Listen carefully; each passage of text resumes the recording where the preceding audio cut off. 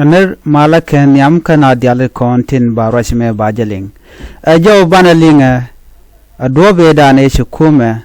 Zion ki Israel shekume so Sudan jaja lwakaja. Banajaling en matuogan tama kagora liang ko biatika ngany matuogan no ngu mishalet kukume so Sudan gwade dane ngura dor kume Zion ki kume Israel. Banajome banajalinga gwa ka dobe dande kon linkaja. Gore jan wo biaja nywakneti kokien ko name mugoliang ko jana history mi baling ki mi betetin amanu gwadi ajor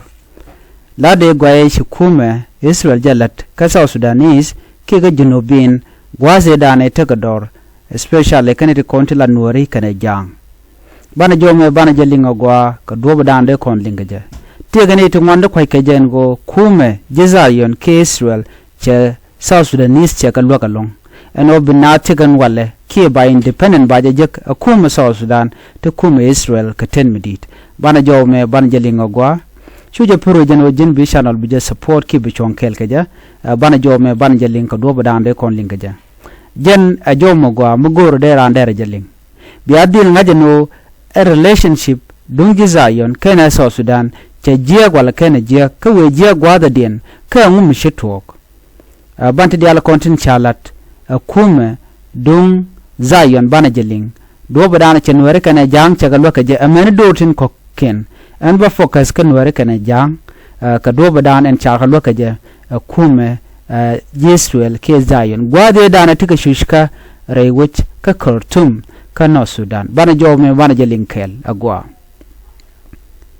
angum shalwa kume so Sudan gwa se ngoda dor me gorken kume so Sudan a kume Zion ki kume Israel teja me der wakane diala kontin ngach relationship dung South Sudan kene Zion kume so Sudan chalwak kamach ka shadine ka shaka ngech ko bi ka rodian gang ka shange jege dan e shanka ka akuma jalamni reywika Khartoum karon kiskel wido kurbangwan wido janbakel awoka ron kiskel wido kurbangwan wido janbangwan ron kiskel kurbangwan wido janbaro la 1960 awona ka 1970s gwadame shalka jenwo agwan mi korcha tuoktin ala civil war arode reywich ka Sudan ngay kon cheng ti jeg dialte kon te shalat te chodian lat ki te chituok eno ngay kon amenu wo bin namar ke kume dung Zion kene kume dung so Sudan gwade te dor atuoga ke jarwona mo 1960 up to 1972 name first Sudanese civil war eno gwade me kakaruna to chotagamutok Kero 1955 awoka 1972 shukum Israel deni anyanya ngey ka dobende kan kume Khartoum de kan joy keja ke de karodian gang keja chika anyanya movement ala South Sudan group edane tekor ke kume jalami rewika Khartoum shukan ngey anoka shukan kamwe kamejba chaga ngi do badam de karodian tang pinkaja ka kuma manaka ka korun to chogo jandang dich je 50 years ruli jandang dich tenakane to kontela jinubin kaka anetin kon tin la jalamni te yan ka Sudan akan kete tere kwara chunware kana jang shuka kaidor ko bi karodian watch re kuma ka manaka ko jandobe dani to neti kon shuje lon kan nuar kana jang neta te lauka Khartoum kene lauka Sudan ka shuje dani shushka ka kona me history mi choda lat na goroje en go der ander tiga ngiten neti shuj tiga tin maji Equatoria tiga tin mando ten kokin bad menyili nuar kana jang ka kanitin content shuje lon ko gwase dan larana kapke ba janak ba ngut ka ba shung point dial ba kanang bariam pane ba bajalot a chang tel mishilat baji ka ba jalamni ka baji nak lora bang a chang tel mi jek mi chirana chap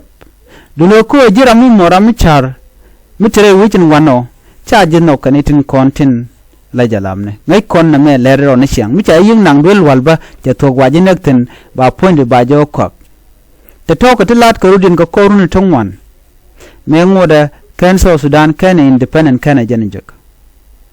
ko no bi so Sudan ba independent to ko kor ko me cha kume so Sudan cha ne ken cha ka nge jen sha lingo ke anyanya movement akane ten yam te kon te cha to ko de ka nge ko de kan rodian tang pin ka kume jalamne shune ti char chwa ka nge ke chwa de ni ken chwa ka nge chwa chu nge ka chwa ka mu ka mach ka chom ka ka do bende kan kume dien jekeje la do rande kumru dere jekeje chwa ka advice chwa ka chum jaga no dub dialen konti la na chunga ke anodi yendo rundi yene jegde muchu yen mishanga ye jek so na mo chwalet ka gwate dan ko ngai kono no gwar kon kwi ka gwase dan duno cha tegane di shanang tegan mandana le roda shwa so Sudanese chwa ka ngeja Dhaayɔn ke Israel ka karun to no malat ke je akume ji Israel ko kum Israel te korban gwasedan ka jalamne te kor ka ji Palestine alo gor ka janu mai ka dore ke mai ka wedian kana ka ke gwada ni kan ka jalamne ko kan dore ndor to long chu kana guje no bugane ten kontin chuj banatir ka jalamne bukan kalwak jen dobe dan e lokana ji Sudan ko ji Sudan riudian dial kanete mo jilo akot a chiga ni konti la muslim an gwaza mone gwan yu kuma jalami kamina ga nuware kana jang chu jalami wa kamina kana long no chu jizwel panken chu kana tok kamilwa kanetin kon tin la Sudanese bakan ka ngai kona la yur kan yutu $1 million te tup kan baka netin kona chuch netin kona cha displace netin kona naka wer kan shangdar jalamura wika kortum gwade da ne cha displace rai dorken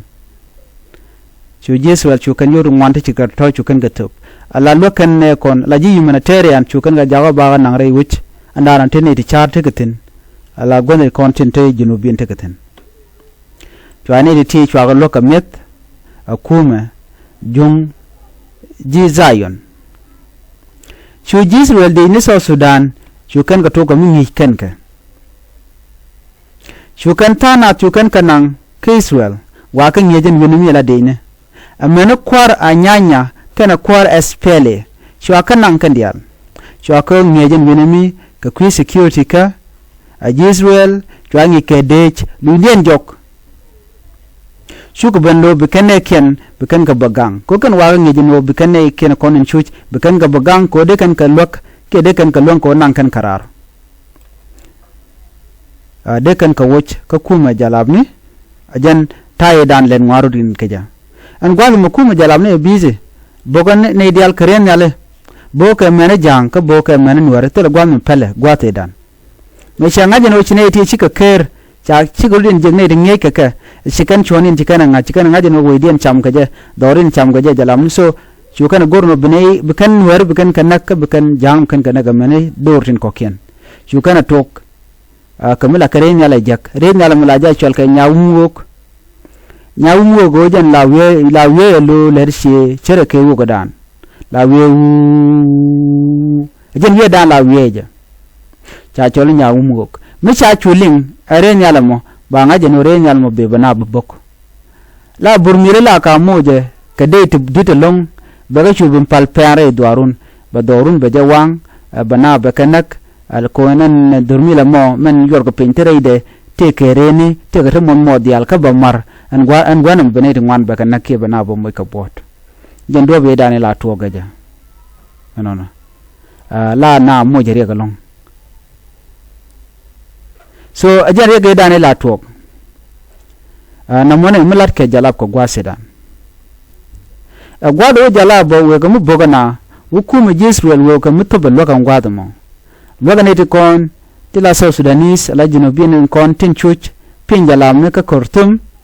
no la ka mu je ka kun chukan kem chukan yuri ala ka gwan la na lokatun kel ka ji international community ka do bodan de South Sudanese de ga lokai ka je ka kun so kun mala top ka to ko unte kon no ne di al kon cha jujre kur kene de kon la civilian la kan ka loka kun mu cha ka ju ko jen Sudan do ga na tuno no la na la ka mo kriek jen ko tane ko binawune rol Ethiopia ba ochang ne pinyedo ko kene dima kan gotin ko ken tato ka tichuren lat ka gwasedan shu Israel mun wan kana kalane shu kana lat shu kan ware kana jang ka jore ko ken ji ne di chalgati ji nyam ni kan dia shu kan ka lok ko kan ideal to ka South Sudanese aka kurra do men shal ka civil war too na me toga karon kiskelu kulbang wanu jan badagu de dioka wo karon kinera with the DH 1983 up to 2005 jan latka CPA comprehensive peace agreement e dan latka me ba kuma South Sudan ba je kula ngun keje me ba udu chalka me Dr. John Garnda mabir me ba kula nakaje an gwadamo eno ba peace agreement ba jalat ke 2005 wajiza yon teken getin diten akane te kontero ke international community and also Sudan akam ko shondien ken kane de chichuch no jen chale long an kuma zayon ko ba independence ba jek ke so Sudan ba la independent country shuru mi choje gorno so Sudan a chunkar wade chukarudin yaje no bukum so Sudan ba mal ba yigno ke ba yik chonkar wade be ken we dien be ken rwaje laken chwa so Sudan la tok chwa jangun te Israel jezayon te kan ka tin di tanan gwasamo karon kinid dangra wi do welkel me cha dolo di cha kudul ko cha so Sudan gwadu ma cha ku kamo bala bala which kan independent kan yana jik baro bala which ke ba ke independent gore dol wi mon ko cha tu bune jabang no ajen gwadu da na ci Dr. John Garnda ma biur shaliu ka 2005 gwadu da na cha nek tin gudu shal ga me yore ku gatta musabani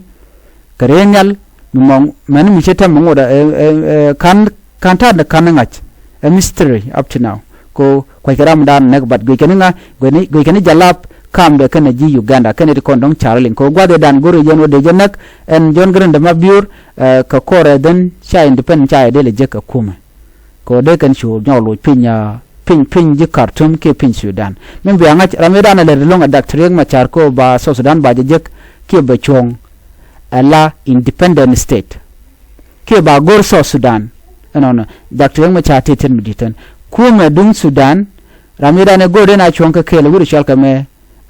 John Garnda mabiur chwa chu bana ka 2005 so when mo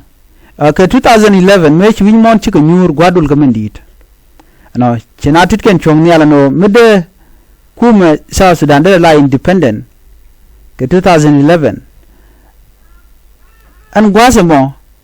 tanja la mulo kan no de South Sudan da independent ko sham kan liet mu ko te ga widi ala kontin tetentame irane widi ala kala this middle east kelio tilet ken ke jalap kelio wala jalam di ala do jidor ken di al ki weekend di al chikana gorno de South Sudan direction ko sham kan liet karun tongwan runa jandang de